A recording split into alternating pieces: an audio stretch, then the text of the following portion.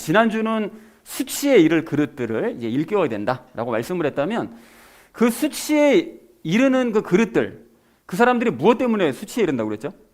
거짓 가르침 때문에 수치에 이른다고 말씀을 드렸었잖아요. 그래서 이번 주 이제 말씀은 그 거짓된 가르침에서 아예 돌아서야 된다를 근본적인 부분에 대해서 이제 말씀하시는 것이 이번 주 말씀이 되겠습니다. 자, 그래서 오늘 전체 주제를 이렇게 잡았는데요. 거짓된 가르침에서 돌아서자라는 것을 주제로 각절 말씀 나누도록 하겠습니다. 먼저 1절 말씀 우리 함께 읽도록 하겠습니다. 또한 이것을 알라, 즉 마지막 날들에 위험한 때가 이르리라 라고 말씀합니다. 이 마지막 날들이라는 건 뭐 너무나 잘 아시겠지만 예수님의 재림이 가까워지는 날들, 이 마지막 때가 되겠죠. 자, 그런데 그때 위험한 때가 임하게 된다는 거예요. 이제 무엇이 위험하다는 것이냐? 이제 마지막 때에 거짓된 가르침에 미혹이 되어서 그 22절서부터 5절, 그러니까 오늘 본문의 2절서부터 5절과 같은 삶을 사는 사람들, 그러니까 수치에 이르는 그런 사람들이 이제 많아지기 때문에 위험해진다는 거예요. 그럼 이 사람들이 왜 위험하다는 거냐? 이런 삶이 왜 위험하다는 것이냐? 이 부분에 대해서는 잠시 후에 이제 적용 시간에 자세하게 말씀드리도록 하겠습니다.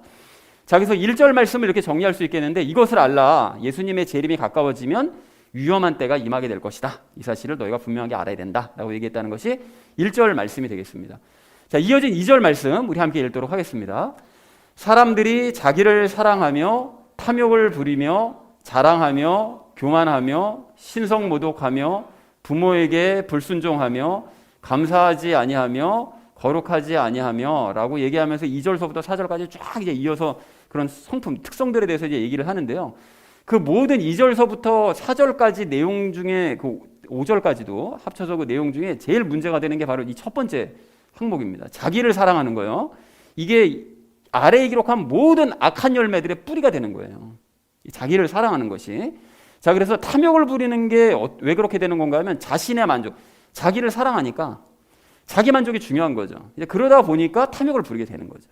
그리고 자랑하는 것도 마찬가지죠. 자신을 드러내고 싶은 마음 때문에 자기를 너무 사랑하니까 자기를 좀 드러내고 싶은 마음에 남들 앞에 이제 자랑하게 되는 것이죠. 그리고 교만하게 되는 것도 마찬가지로 자신을 높이고 싶은 마음 때문에 교만해지는 것이고요.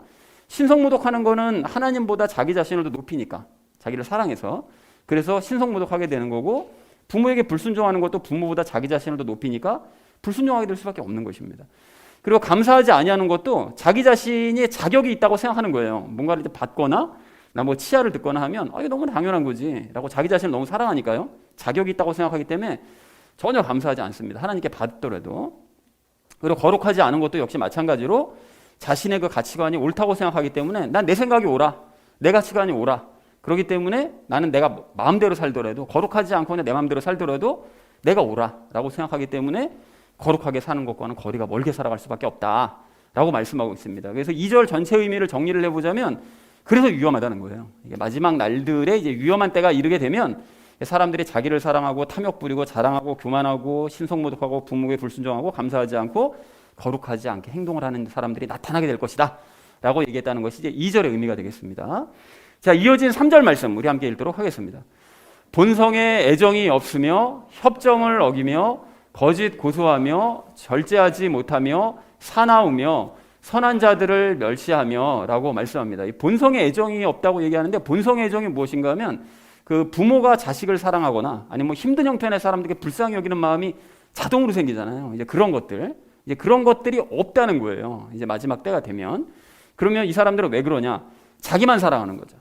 그러니까 뭐 자식을 뭐 사랑한다거나 뭐 남이 불쌍해지는, 전혀 그런 마음이 없는 것입니다. 그러니까 본성의 애정이 없는 거죠. 그리고 협정이라는 것은 이 화해해서 화평한 관계를 맺는 걸 협정이라고 얘기를 하는데, 그거를 어긴다는 거예요. 그러니까 자기의 이익이 더 중요하죠. 자기 기분이 더 중요하기 때문에 그런 협정을 뭐 맺더라도 뭐 평화의 관계를 깨뜨려 버리는 거죠. 그리고 그냥 내가 원하는 걸 얻기 위해서. 자, 그리고 거짓 고소한다고 되어 있는데 이것도 역시 자신의 이익을 위해서, 자기를 사랑하기 때문에 자기 이익을 위해 사는 거죠. 그래서 거짓으로 다른 사람들을 고소하고 괴롭히고 하는 이런 일들, 그런 일을 하는 것입니다.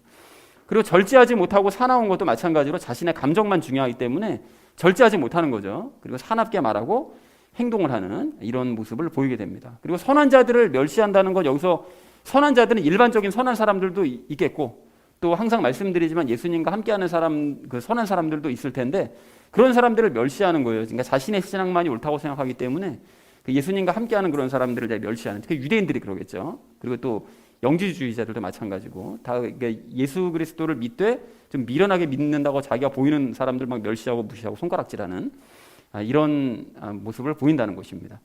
자, 그래서 3절 말씀을 이렇게 정리할 수 있겠는데, 마지막 날들에 이제 위험한 때가 이르게 되면 사람들이 본성의 애정이 없고 협정을 어기고 거짓 고소하고 절제하지 못하고 사납고 선한 자들을 멸시하게 되는 일이 일어나게 될 거다라고 얘기했다는 것이 3절의 의미가 되겠습니다. 자, 이어진 4절 말씀 우리 함께 읽도록 하겠습니다. 배신하며 고집이 세며 높은 마음을 품으며 하나님을 사랑하기보다는 쾌락들을 더 사랑하며 라고 말씀하죠. 배신하는 것도 마찬가지 원리죠. 자기 이익 때문에 이제 배신하는 거고요. 고집이 센 것도 자신의 생각만이 맞다고 여기기 때문에 고집스러운 것입니다. 그러니까 자기가 사랑하는 사람들이 이래요. 고집이 강합니다. 그리고 높은 마음을 품으며 라고 되어 있는데, 자신이 잘났다고 생각하기 때문에 높은 마음을 품을 수밖에 없는 것이죠. 그리고 하나님을 사랑하기보다는 쾌락들 더 사랑하는 것도 자신의 기분과 느낌을 늘 중시하기 때문에 하나님을 사랑하는 그런 어떤 관련된 일보다는 그냥 내가 쾌락을 추구하는 일, 여기에 더 집중할 수밖에 없는 거죠. 왜냐하면 내가 중요하니까요. 나는 나를 사랑하는 사람이니까요. 그렇게 된다라고 얘기를 하고 있습니다. 4절의 의미를 이렇게 정리할 수 있겠는데요. 마지막 날들의 위험한 때가 이르면 사람들이 배신하며 고집이 세며 높은 마음을 품으며 하나님보다 쾌락들을 더 사랑하게 될 것이다 라고 말씀하고 있습니다. 자, 마지막 5절 말씀 우리 함께 읽도록 하겠습니다.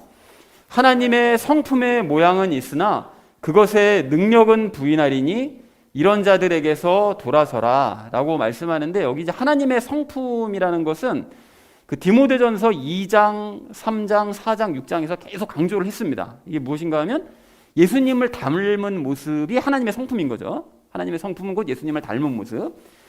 자, 그런데 하나님의 성품의 모양이 있다라는 건 뭔 소리냐? 그러니까 예수님을 닮은 모습의 모양은 있다는 거예요. 겉모양은. 그러니까 적어도 흉내는 적어도 낼 수는 있다는 거예요. 그런 사람들이. 그런데 그것의 능력은 부인한대요. 여기서 얘기하는 그것이 무엇인가 하면 하나님의 성품이겠죠. 그러니까 하나님의 성품의 능력인데 그게 무슨 소리냐? 즉 예수님을 직역을 하면 예수님을 닮은 모습의 능력이란 얘기인데, 이게 도대체 무슨 뜻이냐? 뭔 소린가 하면 그걸 부인한다는 것을 설명을 드리자면, 예수님을 닮은 모습은 믿음에서 나오는 거잖아요. 그죠? 그래서 그것이 사실 능력인데 그러한 능력을 부인한다는 거죠. 그게 어떻게 믿음으로 되냐? 자기 노력으로 해야지. 이런 식으로 된다는 거예요. 마지막 때에 나타난 사람들의 특징들이. 그래서 이런 사람들에게서 돌아서야 된다. 안 믿으니까요.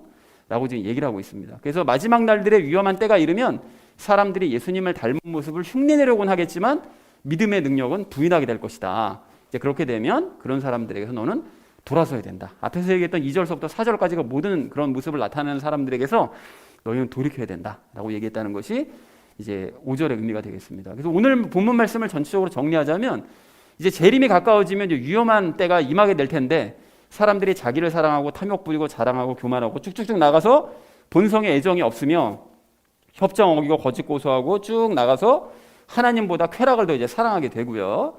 그리고 마지막으로 예수님을 닮은 모습을 흉내내려고는 하는데 믿음의 능력은 이제 부인을 하게 될 것이다. 그러니까 너는 이런 자들로부터 돌아서야 되고, 또 사람들에게, 성도들에게 가르쳐야 된다. 이런 사람들로부터 멀어져야 된다고 이제 가르쳐라 라고 얘기했다는 것이 오늘 본문 말씀 내용이 되겠습니다. 그래서 오늘 본문 말씀을 전체적으로 좀 간략하게 정리를 해보자면 이렇게 정리할 수 있겠는데요. 예수님의 재림이 가까워질 때 이제 위험한 일들이 생긴다. 어떤 위험한 일이냐? 2절서부터 5절과 같은 모습들이 너무 흔하게 나타난다는 거예요. 사람들에게. 그런데 이게 문제는 뭔가 하면 이게 믿는 사람들이 이런 모습이 나타난다는 거거든요. 그러니까 이제 이게 위험한 상태다, 이게.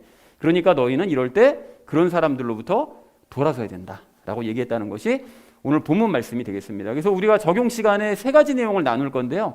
그 첫 번째로 나눌 것은 익숙한 가르침에 대해서, 그리고 두 번째는 익숙하지 않은 삶에 대해서, 그리고 마지막 3번째는 예수님의 능력에 대해서, 믿음의 능력에 대해서 함께 말씀 나누도록 하겠습니다. 그래서 오늘의 결론이요, 거짓된 가르침에서 돌아서자라는 것을 주제로 나머지 말씀은 삶에 적용하면서 말씀 나누도록 하겠습니다.